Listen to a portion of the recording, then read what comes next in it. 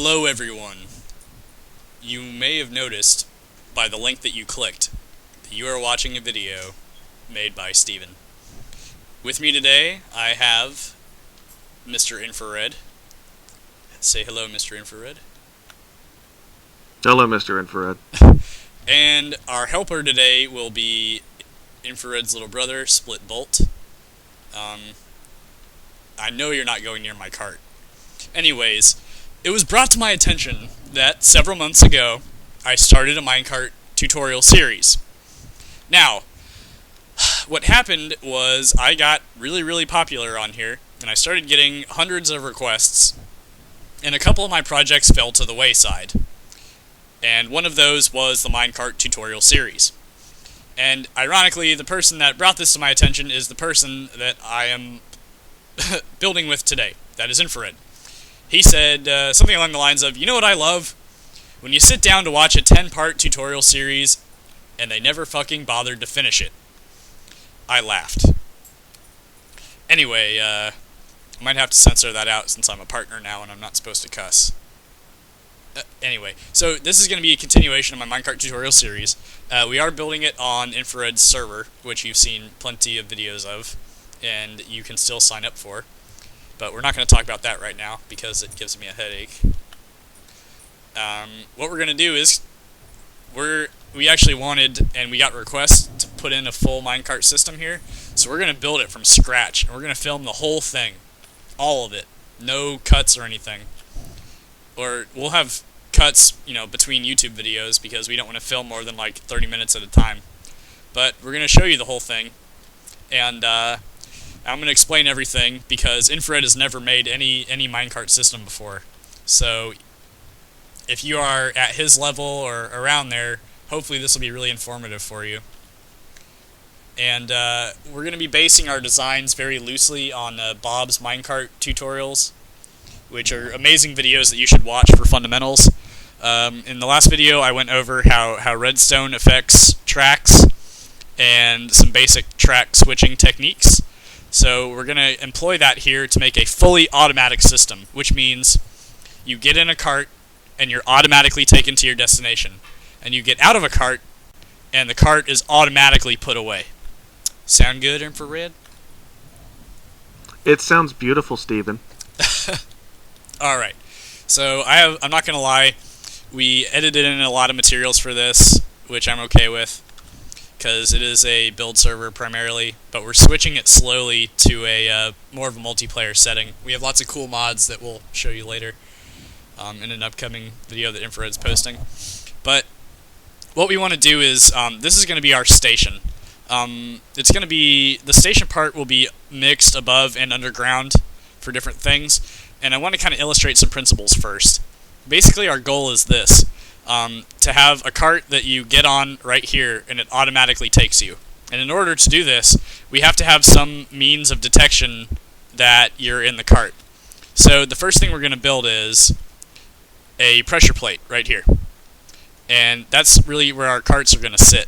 So what we do is, and actually I need to erase this block right here. Okay. So what we do is, if you push a cart onto that pressure plate, like that, if you're, sorry, let me prepare a signal to show you. Okay, so, right now, you see this redstone line is off, okay? And the reason for that is that carts and items don't have enough weight to push down a stone pressure plate. See, I'll put some redstone on this, and you can see that it's not lighting up. But if we stand on it, it does. So it takes actual body weight in order to light one of these dudes up, in order to turn it on. So if we get in this cart, like this, not close enough, there, you see the redstone turned on. And if I get out, it turns off. And that's because the weight changes. So that's why we use stone pressure plates instead of wooden ones. Because for a wooden one, if there's an empty cart on this waiting for us, like this, a wooden one would turn on. But we don't want it to, yeah? Because it's gonna send the cart automatically if we're not there. So that's the first part of our design, is this right here. And I'm putting this track behind us because we're gonna have a loader for the minecarts eventually. It'll be like a stack of them where it shoots off one at a time whenever we need them. So that'll be our loader. So what we want to have is basically a system where we can kind of call a minecart whenever we want it. And Infrared, definitely ask questions, because whatever you're asking, the viewers are probably asking as well. Or feel free to chime in. Yeah, the main reason, guys, why we're doing it this way is that I want to be taught exactly how to do this, and it'll show you guys firsthand what it's like for somebody with no experience in a certain area to be taught. Yeah, kind of live. I notice I have this problem where I tend to talk and talk and talk and explain what I think is the best way to do things in videos, but it turns out that I get lots of questions afterwards because there's something I don't consider. And I'm not kidding. After every single video that I post, I go, I really should have waited and and thought this through more so I could address some of these questions. Like, the computer videos, as soon as I finish, I think of something amazing to put in there that I wish I had remembered before. So for this, I hope that by having Infrared here, we'll be able to address these things ahead of time. But we'll see. So, basically, what we're going to have is a cart that, I showed you before about how minecarts boost each other. If two carts are running side by side, they'll propel each other to a maximum velocity in a very short amount of time. So we're going to make use of that by having a line that runs along this one right here, which will push this cart off to our destination at maximum velocity. But we want that cart to come at a predicted time, because if it was just coming constantly, we would never be able to catch a cart. We'd have a very small window and we could jump in it because it would constantly be zooming off. So what we're going to do is... Now, when you use a booster, how far does how many tracks will that booster take them? That's a good question. It depends on how many long the carts are in contact, so that makes a difference. I think once they're in contact for more than 8 tracks, it doesn't matter anymore. It'll just go forever. So I try to make all my boosters long enough that I don't need to use another booster too soon. But we can do some testing on that if you're curious. I haven't done actual numbers. I'm sure the numbers are out there, but at a certain point, the cart will go forever. You can take a cart from bedrock to skyline in a straight uphill, and it'll never stop if you have a strong enough booster. So that's kind of neat for roller coasters. You'll see people boost really, really long for 20 seconds at the beginning, and that's so they never have to do it again for the rest of the ride. So what we're going to explore right now is a means where we can keep a cart going infinitely and then call it whenever we need it to propel this cart. So this will be the cart that we ride. Now over here I've kind of set up a little system to show you how perpetual motion can work. This right here is a booster that I think I showed you before. It's self-resetting, so when a cart goes up this hill, it boosts along the bottom and up this hill, and it goes around this curve and pushes itself back down, okay? Then over here would be the cart that we're boosting, so this is the one we're riding. So we can see what this looks like if we push it like this. You see how it goes around and around and around? But the problem is eventually this will crash your game, because if the speed gets up too high, and it stays high and it keeps accelerating in this little infinite loop, it will have unpredictable results. It can crash your game, or the cart can disappear, or many other things. So what we want is a system where our cart goes forever, but it doesn't crash the game. And I'm just going to show you how we make it, because kind of inventing it is a real big pain. So I'm going to make one over here that's, let's see, kind of out of the way. We'll destroy what we have here. And Infrared, this is what I built earlier to show you. That's the same thing. And his brother is having a great time with it. I mean, not right now, just riding the thing forever. Going, wee! I'm going to be getting rid of some of this grass to lower the amount of spawns that we get on top of it. That's a good idea. You could probably just use the wand if you're not. I don't know what you're using. We have some really cool mods on the server that let full members, so people that aren't just visiting or that just joined, you can replace blocks, or you can use a wand to build common things like a sphere or cylinder, things like that. But it's primarily designed to take the very monotonous and grueling repetitive task of doing something like a wall or clearing an area. It's taking that huge task and reducing it to almost nothing.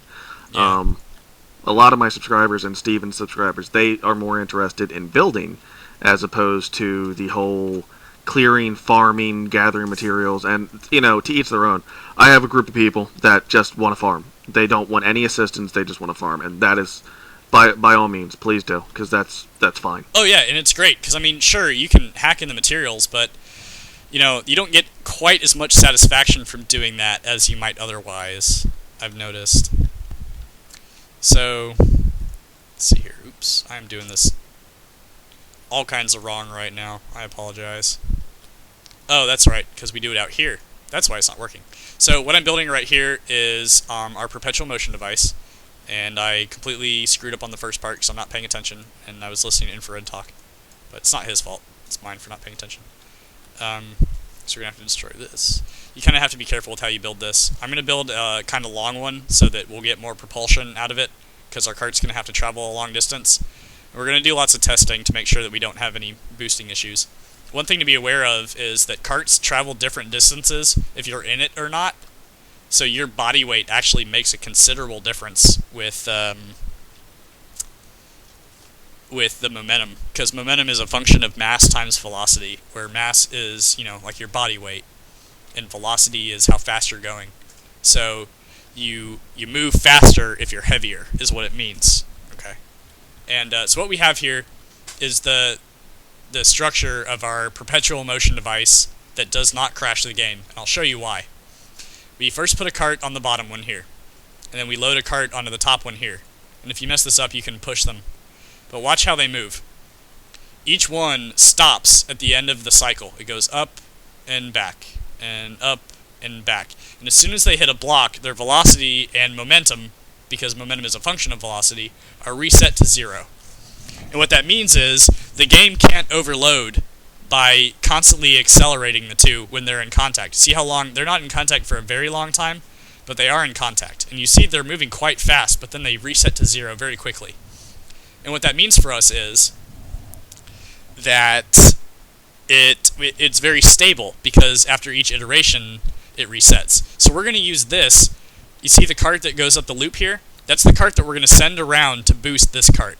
And I showed you how we can boost carts in the previous video, so I'm not going to go too far in depth into that. I'll link you to that. I know it has been a really long time, and if you've been waiting on this, I definitely apologize. I don't know if you know exactly what it's like to get like 100 suggestions a day, but it's pretty overwhelming. And then, of course, I get a million ideas per minute, so it's hard for me to focus on just one thing. So what we're going to do is... 1,000,001. I win. Yeah. So pretty much the idea is this. When this cart is on the pressure plate and we're in the cart, we want the booster to come and send us to the destination, okay? So we're going to wire up redstone to this plate, and I'm going to kill this cart to get it out of the way so we can see what we're doing. I'm going to wire up redstone to this plate at some point, and we have to wire it from under the plate. So that, and I'll show you I'll go ahead and do a little bit of it now so we can see what it looks like. And this isn't going to be very compact. I'm spacing it out on purpose so that we can look at everything as a whole unit. But also as individual parts. But later, Infrared and I will compress this. But for now, we want to show you what it looks like. So you see when we're on this plate, and in the cart on the plate, the plate is on. So that plate is going to trigger a track switcher, which I showed you before. A track switcher is where we have a track and a T intersection, like this right here. You see the letter T, kind of? It's on a hill, so it's difficult to see. But this will switch this track facing this way, and it'll send our cart around. And our line, we do have to kind of drop it down for a bit in order to run without interfering with this. And this is going to take a little bit of tweaking. You don't want your lines to intersect poorly. Probably have no idea what I'm talking about when I say this, but we'll figure it out. So, try this, and... oh yeah, okay. So what I'm doing right here is building the path of the booster cart. And the booster cart, since we're using broken lines up here for the pressure plate, we have a line here that goes into the pressure plate. Ah, damn it. See, I messed it up again. Okay, hold on. Just ignore me here. Okay. So we got this one. You see how it's kind of below the other track? This keeps them from intersecting, because if you put two tracks together, they always curve towards each other. So if we run the booster cart kind of underground and eliminate the corners for intersection, like collision friction, then we won't have any problems. but oh, see it screwed up again. And that's because of the redstone. Sorry about this. Stupid thing. Okay. We'll be careful with our redstone. If you run redstone directly underneath the track, it can completely screw it up and change the direction. So we have our booster cart that's going to run up this hill and push this cart along. And we can actually have it push for slightly longer, I think. That'll be safe. Because we want it to, you know, the longer they're in contact, the farther it's going to go. So let's have it go 3 blocks. Okay. And the reason we have to have it come from the bottom is because booster carts only trigger if you come from an angle or from a curve. So we could just as easily have it come from a corner, but I prefer this way, just to make sure the tracks don't intersect. You following me, Infrared? Yes, sir. Alright, sorry, I know there's not a whole lot of opportunity to speak, but if you ever have questions, let me know. I didn't realize I'm rambling a lot here. No, I'm just going to come in and interject for comic relief occasionally. Okay, so we can run this line back up now. And there's a chance we might have to boost it to get it back into our receptacle, but the idea is this. We take a cart out, and we're going to run it across to our boosting line right here.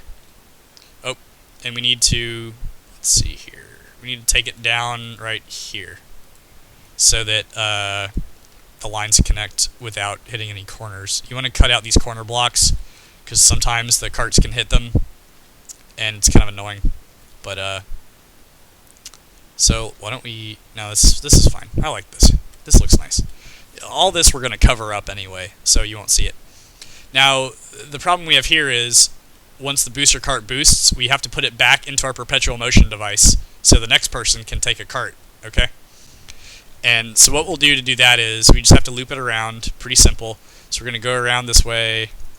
And again, this is not the most ideal way to do this because it takes a lot of space. But, you know, whatever. Definitely going to have to boost it, I think. Do I have any more track? I don't. So we have a nice little give command for that. So I'll run it up like this. I think this will work. Let me try it. I'm going to go in and interrupt the motion like this. Oh, that didn't work. Okay. Interrupt. Okay. So we're going to push the cart along the booster reset track and see if it goes in. And again, this is really sloppy. I'm showing you the principles, and you can work out the optimization. So the cart, we push it up the hill, and look, it resets into perpetual motion. See that? It's awesome! Are you up on the hill? Yeah, you guys are up on the hill. Okay. So now what we want to build is... to get a bird's eye view. Yeah, we want to connect our pressure plate to this point right here. Okay. This is the point... Oh, it changed. Okay. So it looks like our default is for it to go off. So if we give it a power... Oh, that screws it up. Dealing with this can be such a pain. Oh, I know what we have to do. Sorry, guys. Infrared left the game. What happened? I accidentally hit the X. Oh. Damn it. I wanted to minimize. So I forgot. We have to use a special kind of booster for this because of the way the track behaves. This is something that Bob shows in his tutorial. But just follow kind of what I do here. Are you back now? Okay. So we have to make it in a 2x2 space, which we do by kind of mimicking my actions here. It's difficult to explain. It's just all track quirks. See, it makes a flat booster that won't screw up if you give it redstone power. Yeah, that's good. So here's our add-on track, and then if we power it with the button, it should be switching it. What is going on here? Huh, this is interesting. It's not switching it. Did I do something wrong? Oh, there it goes. So if, let me show you how this works then. Okay, so if we switch it on, okay, so our carts are going in perpetual motion. Oh, well, they're not right now, but they will be in a second here. Alright. Go, get to the motion! You idiot! Alright, there we go. So carts are going in perpetual motion. We step on the pressure plate, and watch what happens. Cart zooms out, and we'll send our other cart going. See? Did you guys catch that up there? Yes, we did. Okay. It worked perfectly. It did work perfectly. I'm quite impressed with everyone involved on the project. I know. You know, I'm a supervisor.